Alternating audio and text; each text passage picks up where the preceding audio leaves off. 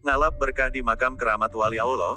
Baik, sebelum kita tawasul dan mendoakan para ahli kubur, sebelum melanjutkan, bagi Anda yang belum subscribe, silahkan klik tombol subscribe dan nyalakan loncengnya, supaya tidak ketinggalan dengan perjalanan-perjalanan spiritual kami selanjutnya. Semoga menambah wawasan dan pengetahuan Anda tentang sejarah dan situs-situs leluhur kita, orang-orang masyhur terdahulu. Jangan sampai kita melupakan sejarah jati diri kita. Di puncak gunung ini terdapat makam-makam yang baru terlihat batu nisan dan bermunculan.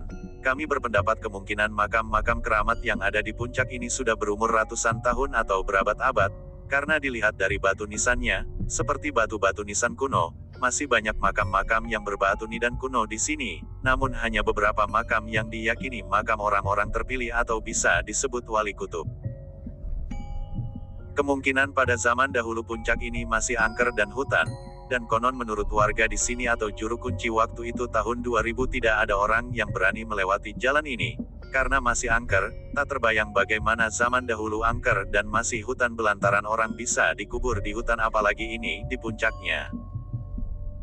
Mungkin dengan berkembangnya zaman dan populasi manusia di sini semakin banyak, akhirnya dari kota atau perkampungan merembet, hingga akhirnya kami melihat dari atas di bawah gunung ini ada beberapa pemukiman warga atau perumahan.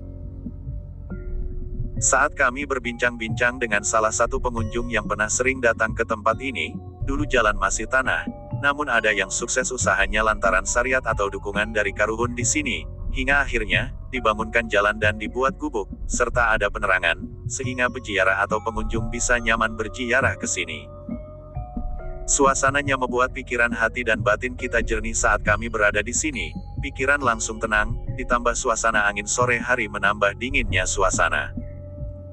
Kami tim Metafisika Nusantara, sambil berbincang dengan Bejirao yang lain, sambil menikmati kopi, karena kebetulan, beliau sering ke sini ujarnya. Karena kebetulan juru kuncinya sedang tidak ada di tempat kami meminta nomor pada pengunjung yang sudah sering ke sini, desen kami telepon akhirnya datang waktu itu hampir mau maghrib, dan kami melakukan tawasul bersama juru kunci. Namun kami tidak tahu, bahwa kalau berkunjung ke tempat ini, harus membawa ikan bakar mas merah, karena ujar jurunci konon kesukaannya beliau ikan bakar mas, yang warna merah. Dan akhirnya kami pulang, dahulu untuk kembali lagi nanti sambil menyiapkan permintaannya tersebut.